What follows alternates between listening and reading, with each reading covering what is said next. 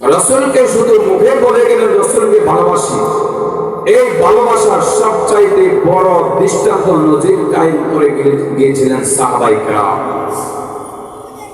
কেমন ছিলেন সাহাবায়ে কেরাম?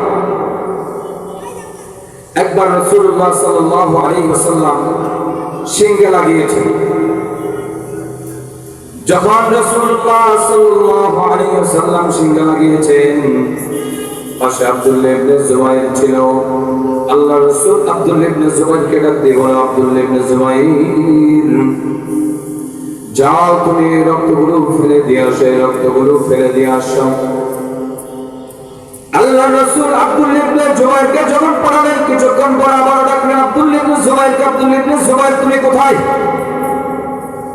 কিছুক্ষণ পর যখন আব্দুল্লাহ ইবনে জুবাইর আসলেন, আব্দুল্লাহ ইবনে জুবাইরকে জিজ্ঞেস করলো, হে আব্দুল্লাহ ইবনে জুবাইর, তুমি এই রক্তগুলো কি করেছিলে? রক্তগুলো কি করেছিলে? আব্দুল্লাহ ইবনে জুবাইর বলেন, ইয়া রাসূলুল্লাহ, ইয়া হাবিবাল্লাহ, আপনি আপনার দেহ মুবারকের রক্তগুলো আমাকে বলেছেন ফেলে দেওয়ার জন্য। আমি আব্দুল্লাহ ইবনে জুবাইর এই রক্তগুলো ফেলে দেই না, আমি এই রক্তগুলো খেয়ে ফেলেছি। রাসূলুল্লাহ সাল্লাল্লাহু আলাইহি ওয়াসাল্লাম এটা শুনে বলেছে, এই শরীর কখনো জাহান্নামের আগুন স্পর্শ করবে না। যেই শরীর আমি মুহাম্মদের রক্ত প্রবেশ করেছে, যেই দেহের মধ্যে আমি মুহাম্মদের রক্ত প্রবেশ করেছে, সেই দেহকে কখনো আগুন স্পর্শ করতে পারে না। কুল ইন কুনতুম তুহিব্বুনাল্লাহ ফাত্তাবিউনি ইউহিব্বুকুমুল্লাহ। যদি তোমরা আমি আল্লাহকে ভালোবাসতে চাও, আমি আল্লাহকে মহব্বত করতে চাও, আমি আল্লাহকে মহব্বতের পাত্র বানাতে চাও, তাহলে তোমাদেরকে কি করতে হবে? সেটা হচ্ছে রাসূলের অনুসরণ করতে হবে। রাসূলের অনুসরণ শুধু একটার মধ্যে নয়, তোমার 24টা ঘন্টার মধ্যে যতগুলো তুমি দৈনন্দিন কাজ করো, প্রত্যেকটা কাজের মধ্যে, প্রত্যেকটা সময়ের মধ্যে, প্রত্যেকটা মুহূর্তের মধ্যে তোমাকে রাসূলের অনুসরণ করতে হবে। তুমি যদি রাসূলের অনুসরণ করতে পারো, তুমি তাহলে রাসূলের খাঁটি উম্মত হতে পারবা, তুমি আল্লাহ তাআলার প্রিয় বান্দা হতে পারবা।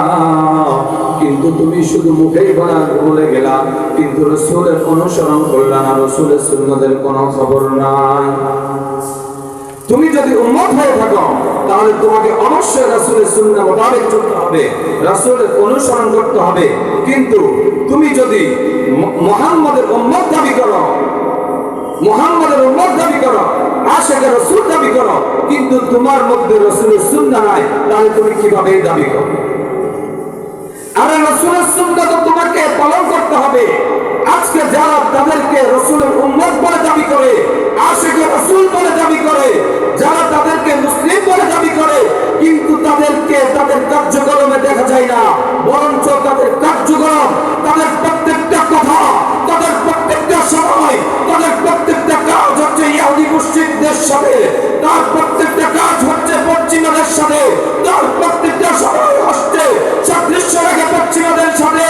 বলে যাচ্ছি রাসূলের আয়াত থেকে, রাসূলের হাদিস থেকে, কোরআনের আয়াত থেকে সুস্পষ্ট বলে যাচ্ছি, যদি কেউ রাসূলের উম্মত দাবি করে কিন্তু তার মধ্যে রাসূলের সুন্নাহ নাই, বরং যখন রাসূলের সুন্নাহ জীবিত করতে যায়, আল্লাহর কোরআনের আওয়াজ দিতে যায়, হাদিসের বাণী শোনাতে যায়, যদি কেউ এই রাসূলের কোরআনের মধ্যে রাসূলের হাদিসের আওয়াজে বাধা দিতে আসে, কোরআনের আওয়াজে বাধা দিতে আসে, ইসলামী মজলিসের বাধা দিতে আসে, মনে রাখবা তুমি কোরআনের দুশমন না, তুমি শুধু হাদিসের দুশমন না, তুমি মুহাম্মদের দুশমন না, তুমি আল্লাহর দুশমন না, তুমি হলো বিশ্ব মানবতার দুশমন। সংগ্রামী সাথী বন্ধুগণ, আমাদের আজকের দাওয়াতের সমস্ত ওয়াইজিনে কেরাম উপস্থিত হয়ে যাচ্ছেন।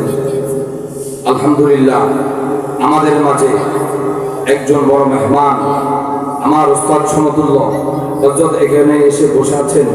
আরেকটু কথা বলতে চাচ্ছিলাম, কিন্তু যেহেতু আমার উস্তাদ সমতুল্য, আমার উস্তাদ, এই জন্য হযরতের সামনে আমার বেয়াদবি হয়ে যাবে। এই জন্য আমি এখানে বিদায় নিচ্ছি। আসসালামু আলাইকুম ওয়া রাহমাতুল্লাহি ওয়া বারাকাতুহু।